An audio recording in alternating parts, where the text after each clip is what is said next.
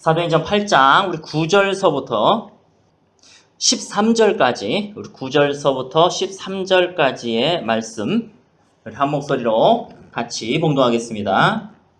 그 성에 시몬이라 하는 사람이 전부터 있어 마술을 행하여 사마리아 백성을 놀라게 하며 자칭 큰 자라 하니 낮은 사람부터 높은 사람까지 다 따르며 이르되 이 사람은 크다 일컫는 하나님의 능력이라 하더라. 오랫동안 그 마술에 놀랐으므로 그들이 따르더니 빌립이 하나님 나라와 및 예수 그리스도의 이름에 관하여 전도함을 그들이 믿고 남녀가 다 세례를 받으니 시몬도 믿고 세례를 받은 후에 전심으로 빌립을 따라다니며 그 나타나는 표적과 큰 능력을 보고 놀라니라. 아멘. 우리가 구약의 하나님과 신약의 하나님을 나누는 간혹 가다가 그런 오류를 범하는 분들이 계십니다. 하나님은 오직 한 분이시요 구약의 하나님이 곧 신약의 하나님이신 줄 믿으시기 바랍니다. 구약의 하나님은 무서운 하나님이고 신약의 하나님은 사랑의 하나님이다. 이렇게 표현하는 몇몇 신학자들이 있지만요. 우리는 그들을 믿지 않습니다. 우리는 성경을 믿습니다. 사도행전 벌써 5장에 보면은요. 초대교회의 모습이 나와 있는데 대표적으로 아나니아와 삽비라 얘기가 나와 있습니다. 성경 사도행전 구석구석에 그들이 사도를 두려워했다. 이렇게 성경은 말씀하고 있습니다. 우리 사도행전 8장에는요. 이제 사마리아까지 복음이 전파된 것입니다. 빌립이 사마리아까지 복음을 전파했습니다. 과연 그 사마리아에 전파된 그 하나님, 신약의 하나님은 어떤 분이신가? 물론 우리 주님은 사랑의 하나님이시지만은 우리 주님이 사랑을 베푸실 때는요. 회개한 자에게 사랑을 베푸신다는 것입니다. 많은 사람들이 이 구분을 못합니다. 그래서 예수님인데 바리새인과 사두개인들에게는 이 독사의 새끼들아 라고 얘기를 했고요. 그러나 간음하다가 현장에서 잡힌 여인에게는 나도 너를 정죄하지 않겠다. 그거에 대한 분석을 못하는 거예요. 그래서 전자는 얘기를 못하고 후자만 사랑의 하나님이라서 예수님도 정죄하지 않는다 그랬다. 그러니까 우리 예수님도 정죄하지 않는데 네가 왜 감히 정죄하느냐. 이렇게 말하는 사람들이 간혹 가다가 있죠. 그러면 바리새인과 사두개인들에 대해서 욕을 한 것에 대해서는 뭐라고 생각하느냐? 대답을 못하는 경우가 태반입니다. 자, 주님의 사랑의 기준은요. 회개를 했느냐 하지 않았느냐라는 것이지 무조건 사랑의 하나님이 아니라는 것입니다. 방주 안에 들어간 사람에게는 주님께서 털끝 하나 건들지 않으셨어요. 그러나 방주 바깥에 있는 사람들에게는요. 하나님의 무자비한 진노가 임했습니다. 복음은 뭐냐면 예수님이 하나님이 사랑이시다가 복음이 아니라는 것이죠. 정말 복음은 뭐냐면 당신에게 살 길이 있으니 빨리 이 시간이 있을 때에 방주 안으로 들어와라. 이것이 바로 복음인 것입니다. 이것이 기쁜 소식인 것입니다. 이것이 기독교의 본질인 것입니다. 예수님 바깥에 있는 사람들은요. 하나님의 진노 속에 있습니다.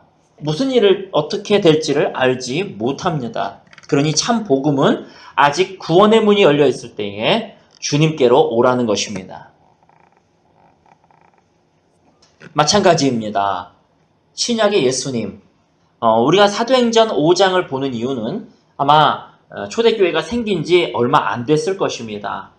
하나님의 영광이 많으면 많을수록 하나님의 영광과 하나님의 공의는 따라다니게 되어 있습니다. 아나니아와 삽비라가 아마 우리 돈으로 말하자면 1억 5천짜리 자기 집을 팔아서 한 3천만 원은 월세 보증금으로 놔두고 1억 2천만 원은 드리든지 그랬겠지요. 그러나 주님께서는 악독이 가득하다로 그 자리에서 그들의 목숨을 가져가셨습니다. 이것이 바로 신약의 하나님입니다. 우리가요 회개하지 않은 자에게는요 안 받지만도 못하는 거죠. 회개하지 않은 자에게는 하나님이 결코 진노를 거두지 아니하십니다. 그렇기 때문에 믿기만 해라, 오직 믿기만 해라 이런 말은요 결코 성립될 수가 없다는 것입니다.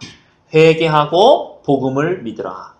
회개에 합당한 열매를 맺어라. 회개하고 복음을 믿으라. 이것이 참 복음인 줄 믿으시기 바랍니다.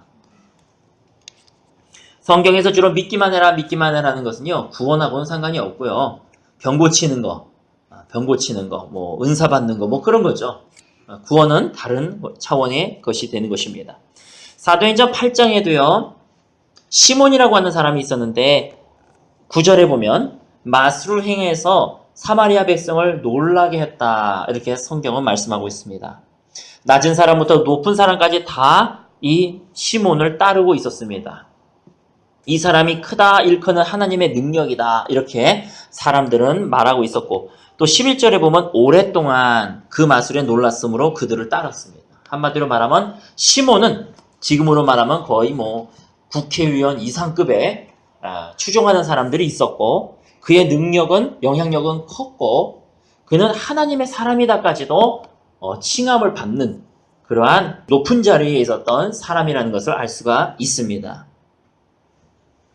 그런데 어느 날 그가 12절에 빌립이 사마리아에 와서 하나님 나라와 및 예수 그리스도의 이름에 관하여 전도함을 들었어요. 그리고 믿고 남녀가 다 세례를 받았습니다. 자, 보통은요, 이렇게 자기 지위가 있는 사람들은 안 믿죠. 안 믿고 예수님 안 따라다니죠. 오히려 예수님을 대적하지 않겠습니까? 그래서 사도 바울이 루스드라인가요? 거기 갔을 때 귀신 들린 한 소녀를 고쳐주잖아요. 그러자 사람들이 위대한 신이 나타났다 하고 바울과 바나바가 이렇게 막 높이잖아요. 근데 그것을 보고 그 시기하는 사람들이 있었지 않았습니까? 왜냐하면 자기 기득권이 뺏기니까. 바리새인과 사두개인들이 회개를 끝까지 안 한 이유가 여러 가지가 있겠지만 그 중에 대표적인 것이 자신의 기득권을 빼앗길까 봐 그러지 않습니까? 현대에 많은 분들이 심지어 목회자들까지도 뭐 장로님은 물론이고 자기 지위를 빼앗길까 봐 전전긍긍하지 않습니까? 이 마술사 시몬도요, 그런 측면에서 봤을 때는 진짜 대단한 사람인 거예요. 자기를 추종하는 사람들이 있는데 빌립이 전도하는 곳에 가가지고 말씀을 또 들었어요. 그리고 그 앞에서 세례를 받고 빌립을 따라다니기 시작을 했습니다. 그는 더 이상 마술을 안 한 거죠. 13절에 보면은 시몬도 믿고 세례를 받은 후에 전심으로 빌립을 따라다녔다. 이렇게 되어 있습니다. 여러분, 전심으로 빌립을 따라다녔다고 성경은 말하고 있으면 이 사람은 지금으로 말하자면 완전히 변한 거죠. 자기의 지위를 다 내려놓고 빌립을 전심으로 따라다녔어요. 이제 마술도 안 하는 거예요. 이 정도 됐으면은요, 보통 교회에서는 간증석에 세웁니다. 시몬이 있었는데 이 시몬이 정말 대단한 마술사라는 거 여러분 다 아시죠? 네. 이제 시몬 선생님의 간증이 있겠습니다. 그리고 앞에서 아마 분명히 간증했을 거예요. 제가요 빌립의 설교를 딱 듣는 순간에 마음에 갑자기 오는 이 느낌이 있어가지고 내가 세례도 받았습니다. 할렐루야! 뭐 난리가 났겠죠. 그리고 내가 전심으로 정말로 빌립을 따라다닙니다. 여러분, 이 빌립 지사님의 말씀을 잘 귀담아 들으시고 저는 이제 손 털었습니다. 마술하지 않기로 했습니다. 그러니 저를 따라다니던 모든 분들은 전부 다 빌립을 따라다니시기 바랍니다. 그랬겠죠. 전심으로라는 성경에 썼으면 진짜 전심으로 따라다닌 거예요. 딴 생각 안 하고 따라다닌 겁니다. 이 정도 됐으면 우리는 구원 받았을 거라고 생각할 겁니다. 그럼 구원이 쉬운 겁니까? 결코 아닙니다. 이 구원이 그렇게 쉽지가 않은데 내가 믿기로 결정했다고 구원 받았다고요? 만만의 콩떡입니다. 내가 예수님을 영접했다고요? 만만의 콩떡입니다. 주의 음성을 내가 들으니 사랑한단 말일세. 믿는 마음으로 주께 가오니 나를 영접하소서. 우리 찬양은 열심히 해요. 그러면서 내가 주님을 영접한대요. 주님이 나를 영접하는 거지 어떻게 내가 주님을 영접합니까? 어디서 이런 복음이 나온 것입니까? 내가 주님을 영접했기 때문에 주님이 내 안에 있다고요? 성경 어느 구절에 그런 게 있습니까? 있어봐야 딱 한 구절, 요한복음 1장 12절이죠. 영접하는 자, 곧 그 이름을 믿는 자들에게는 하나님의 자녀가 되는 권세를 주셨으니. 근데 그거는요, 생판 아무것도 모르는 사람이 갑자기 복음을 듣고 내가 예수님을 영접합니다. 그 영접이 아니라는 거예요. 그 영접은. 그건 다른 의미의 영접이죠. 오히려 나를 영접하소서, 내가 주님 나를 영접해달라고 우리가 빌어야 되는 겁니다. 아무리 내가 예수님을 영접해봐야 예수님이 나를 영접하지 않으면 그건 끝난 겁니다. 게임이 끝난 거예요. 지금 수많은 교회 다니는 사람들 중에서요, 지옥 갈 사람들이 열이면 9이라고 저는 봅니다. 아니, 열이면 9이 아니라 100명 중에 99명은 지옥 갈 겁니다. 다 자기가 믿기로 결정하고 다 자기가 영접했기 때문에 자기 구원받았다는 거예요. 그리고 삶의 변화는 없이, 마음의 변화는 없이 자기 멋대로 살아갑니다. 언젠가는 주님이 또 나를 구원하실 거고, 언젠가는 교회 갈 거고, 아니면 언젠가는 내가 교회는 열심히 다니고 있어서 마음의 변화는 없지만 언젠가는 자기도 변화될 거고, 뭐 여러 가지 착각 속에 살아가고, 아예 개념도 없는 사람은 나 구원받았네 하고 노래 부르면서 다니겠죠.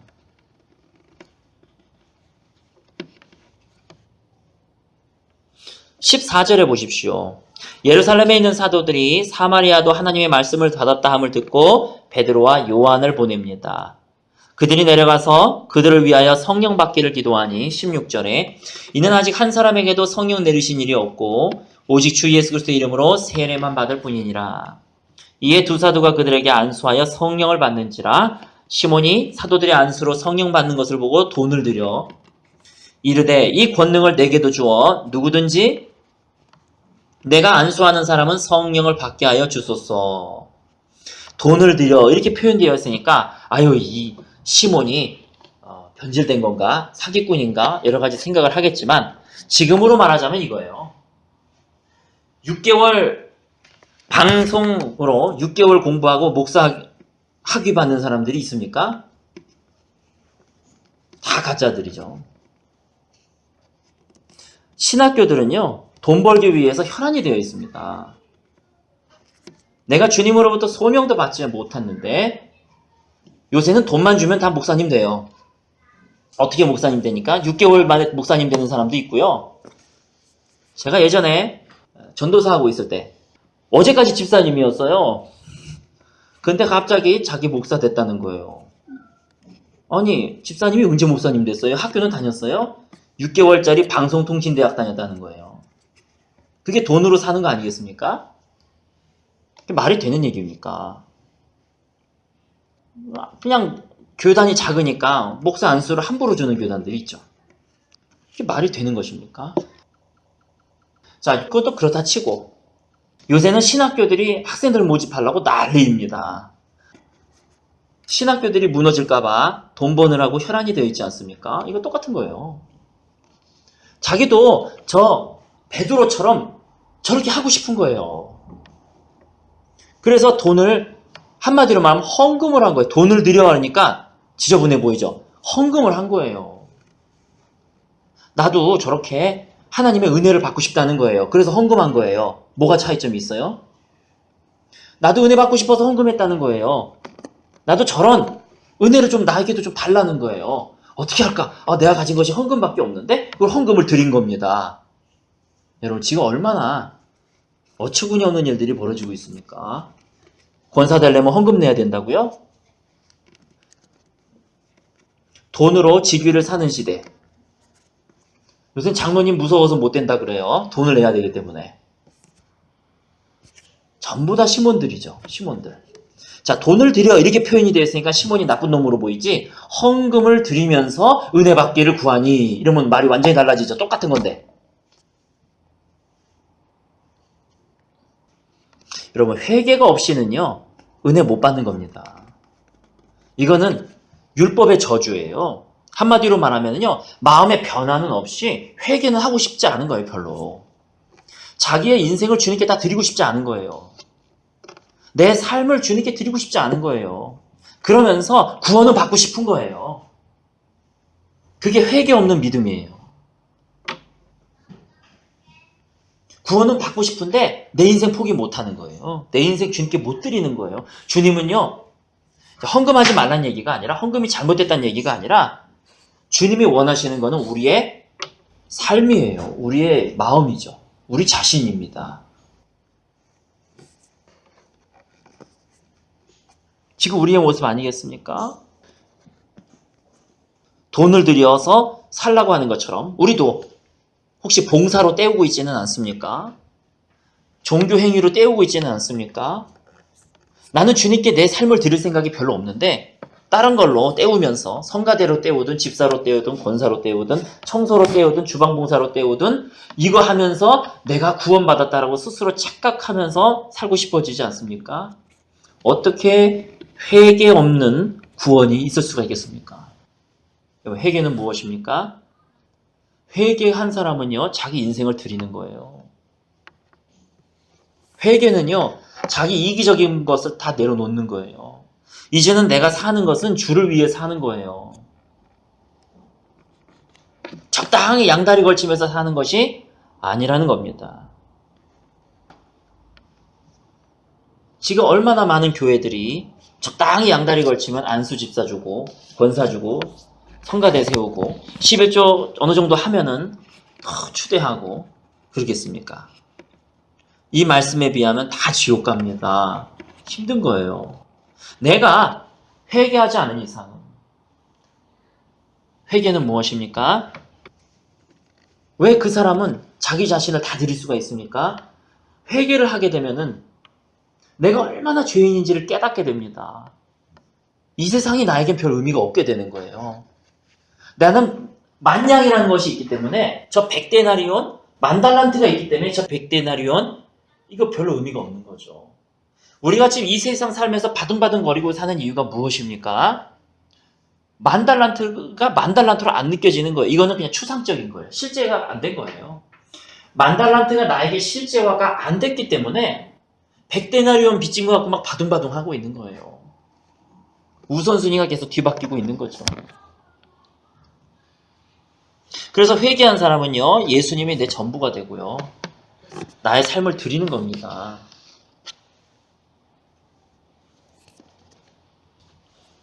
회개는 깨달음입니다. 내가 얼마나 큰 죄인인지를 내가 깨닫게 되고 이런 죄인에게 주님께서 자각시켜 주시고 깨닫게 해주시고 내 손을 내밀어 주시니 너무나 감사한 거죠. 19절에 보면 이르되 이 권능을 내게도 주어 누구든지 내가 안수하는 사람은 성령을 받게 하여 주소서 하니. 불법이 무엇입니까?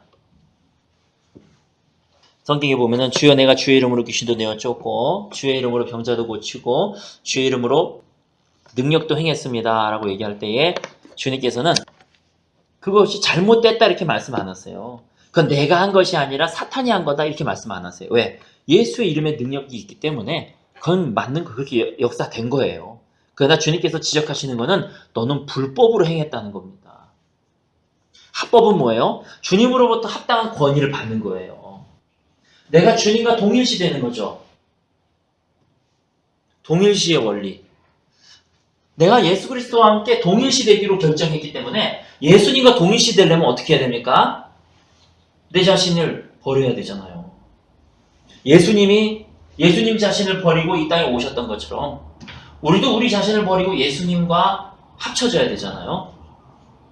그게 동일시의 원리죠. 그러면 하나님은요, 예수님과 나를 동일시 받기 때문에 주일날 오후 때 설교를 했기 때문에 뭐 더 자세하게 얘기 안 하겠습니다. 하나님이 나와 예수님을 동일시 받기 때문에 예수님의 의가 내 의가 되는 거죠. 기독교의 본질은 동일이에요, 동일.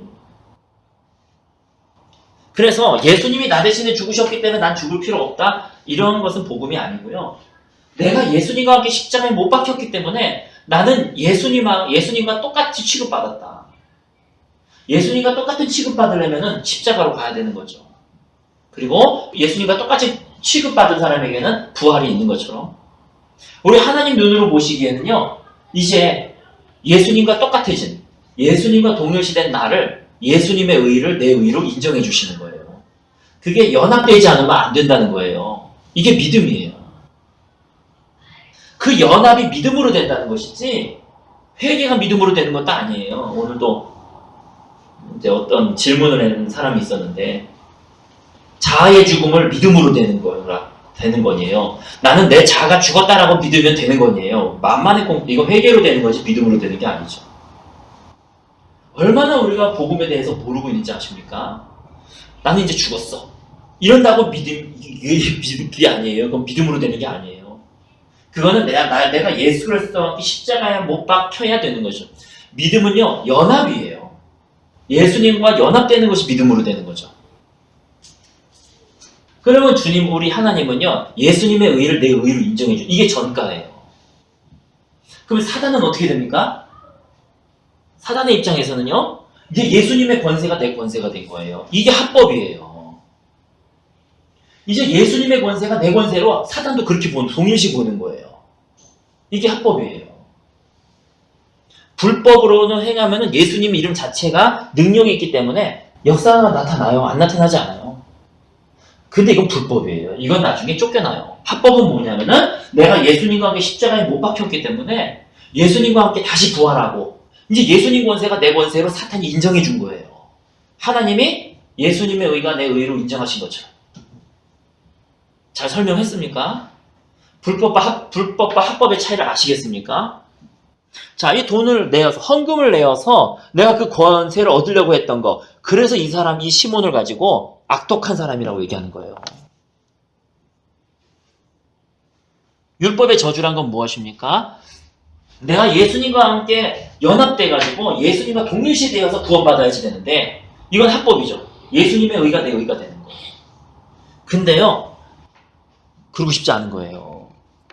그래가지고 열심히 봉사하고 열심히 성가대하고 하면서 이렇게 행하면 구원받는 줄 알아요. 그게 불법이라는 거죠. 오늘 상당히 중요한 말씀이에요. 그러면 이제 일반 믿지 않는 사람들이 봤을 때는 어때요? 예수님을 핍박했듯이 나도 핍박할 수 있는 거예요. 동일시 됐으니까. 그래서 그리스도인들에게는 핍박이 올 수 있는 거죠. 하지만 얻는 것보다는 잃는 것보다는 얻는 게 훨씬 많죠. 구원받는 것이 훨씬 더 얻는 거죠. 예수님의 권세가 내 권세가 되는 거예요. 교회를 20년, 30년 다녀도 복음의 비읍자도 모르고 있으니 이 설명이 안 되는 거예요. 설명이 안 되고 오직 믿음으로 그것만 외치고 있으니 깝깝한 거죠. 자, 그래서 20절에 보면은 베드로가 이르되 내가 하나님의 선물을 돈 주고 살 줄로 생각하였으니 내 은과 내가 함께 망할지어다. 이게 초대교회 사건입니다, 이게. 자, 지금 목사님 같았으면 어때요? 얼마나 지금 기독교가 변질이 되어 있는지를 보자는 거예요. 지금 목사님 같았으면요, 1억 5천 중에서 1억 2천을 내놓고 3천만 원 월세 보증금으로 빼놨어요. 그러면 벌써 그분 장로 됐습니다. 끝난 거예요, 그분. 벌써 장로님 됐어요. 이분 자기 집 다 팔아가지고요, 자기는 월세로 옮기고요, 이걸 다 교회에다 헌금했어요. 그리고 막 사람들 막 박수 치잖아요. 근데 이 시대는 어땠습니까? 그 자리에서 죽었잖아요. 왜? 그렇게 되는 건 다 불법이에요. 내가 그리스도와 함께 동일시되고 그리스도와 함께 연합해야 합법이죠. 다른 방법은 다 불법이에요. 내가 길이요 진리요 생명이니 나로 말미암고서는 아버지께로 갈 자가 없느니라 그랬어요. 예수님 외에는요, 다 불법이에요. 그렇죠? 예수님이 길이요 진리요 생명이잖아요. 그 예수님과 연합 없이는요, 안 되는 거죠. 아버지께로 갈 수가 없어요. 이때도 마찬가지요. 저 유명한 탤런트가 어느 날 예수님 믿고 확 휘끄닥했어요. 그래가지고 했어요. 근데 교회에 막 헌금도 하는 거예요. 그러면 벌써 당장 이 시몬 이분은 장로님 됩니다. 앞에서 간증 세우고요, 난리 칠 겁니다. 자기 가지고 있는 헌금까지도 다 내고요, 나도 목회자 되겠습니다. 난리 났겠죠. 그러나 주님께서는 이렇게 말씀하시는 거예요. 베드로가 이르되 내가 하나님의 선물을 돈 주고 살 줄로 생각하였으니 내 은과 내가 함께 망할지어다. 하나님 앞에서 내 마음이 바르지 못하니, 자, 마음이 바르지 못하다는 건 무슨 얘기예요? 자꾸 불법으로 가려고 한다는 거예요. 그래서 철로역정에 보면은 천국 문 앞에서 쫓겨나지 않습니까? 불법을 행하는 자라 그러고 크리스천은 합법이죠. 이 주인공은 합법이죠. 왜? 십자가를 통과했기 때문에. 근데 다른 길로 막 돌아서 가잖아요. 이런 사람들은 문 앞에서 다 쫓겨나잖아요. 마음이 바르지 못한다니 자꾸 다른 길을 선택하는 거예요. 나는 예수님과 동일시돼야 되는 거. 예수님과 연합해야 되는 거. 회개해야 되는 거. 그 방법 외에는 없다는 것입니다. 그래서 21절에 보면 이 도에는 너가 관계도 없고 분길 될 것도 없느니라. 당장 꺼져라 그 얘기죠. 제명당한 겁니다. 그래서 22절에 보면 그러므로 너의 이 악함을 회개하고 주께 기도하라. 혹 마음에 품은 것을 사하여 주시리라. 내가 보니 너는 악독이 가득하며 이런 저주라도 이런 저주가 어디 있습니까? 끊이질 않아요. 베드로의 저주가. 아마 지금 목사님이 이렇게 했었으면 저 사람 사이비가 될 거예요. 사랑도 없고 자비도 없고 사람들이 자기 멋대로 하나님은 이럴 것이다라고 만들어 놓고 하나님이 사랑의 하나님이니까 당신도 사랑의 하나님이지 자기 마음대로 만들어 놓고 자기 마음대로 목회하고 있어요.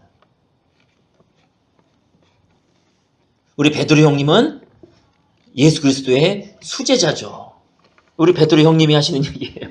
한도 끝도 없어요. 저주가. 너는 악독이 가득하여 불의에 매인 바 되었도다. 시몬이 대답하여 이르되 나를 위하여 주께 기도하여 말한 것이 하나도 내게 임하지 않게 하소서 하니라. 두 사도가 주의 말씀을 증언하여 말한 후 예루살렘으로 돌아갈새 사마리아 여러 고르에서 복음을 전하니라. 우리가 사도행전 5장, 사도행전 8장을 보는 이유가 무엇입니까? 우리가 어떤 부분이 잘못됐는지 또 복음이 무엇인지를 더 정확하게 이해하기 위함입니다.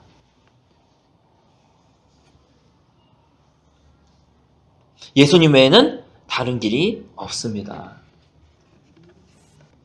이 시간 우리 잠깐 기도하기를 원합니다. 하나님의 긍휼을 구하고 하나님의 은혜를 구하고 하나님의 자비를 구하면서 주님의 은혜를 구하는 저와 여러분 되시기를 소원합니다. 우리 같이 기도하시겠습니다.